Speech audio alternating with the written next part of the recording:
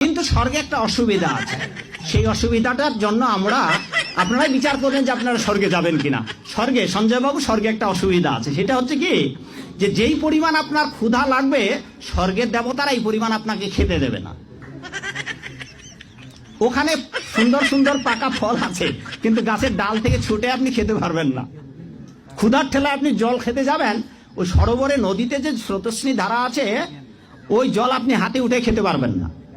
তো ওখানে যারা স্থায়ী দেবতা আছে ওরা যা খাইতে দেবে আপনার তাই খেতে হবে, ফলে স্বর্গ শান্তি নেই। জান্নাতের সবচেয়ে বড় বিষয়টা কি?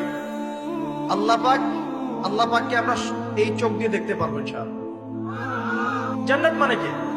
যা ইচ্ছা তাই করতে পারবেন। জান্নাত মানে কি? আপনি চাচ্ছেন আল্লাহ আমি এখন একটা খামর চাই, শরাব আপনার সামনে হাজির, চিন্তা করার সাথে সাথে। জান্নাত মানে কি? আল্লাহ আমি আপনাকে দেখতে চাই, আল্লাহকে আপনি দেখতে পারবেন। জান্নাত মানে কি? আপনি মধুর নহর, দুধের নহর, পানির নহর, শরাবের নহর, হুরে নিন চতুর্দিকে ঘোরাফেরা করছে।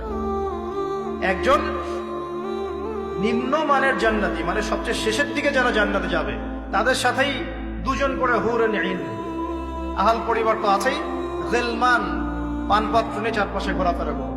জান্নাত মানে কি? যেখানে যা ইচ্ছা তাই করা যাবে, বলার কেউ নাই, বাধা দেওয়ার কেউ নাই, সেখানে কোনো মৃত্যু নাই, সেখানে কোনো অহেতুক কথাবার্তাও নাই, কোনো গাল গল্প নাই, কোনো মিথ্যা নাই, কষ্টের ক্লেশ মাত্র নাই, থুতু ফেলতে হবে না।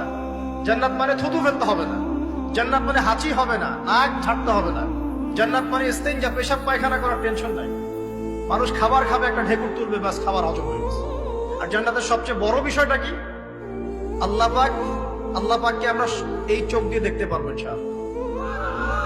আর তার সমকক্ষ একটা বিষয় হচ্ছে আল্লাহ পাক বলে দিবেন যে আমি তোমাদের সবার উপর সন্তুষ্ট হয়ে গেলাম, যাও কোনোদিন অসন্তুষ্ট হবে।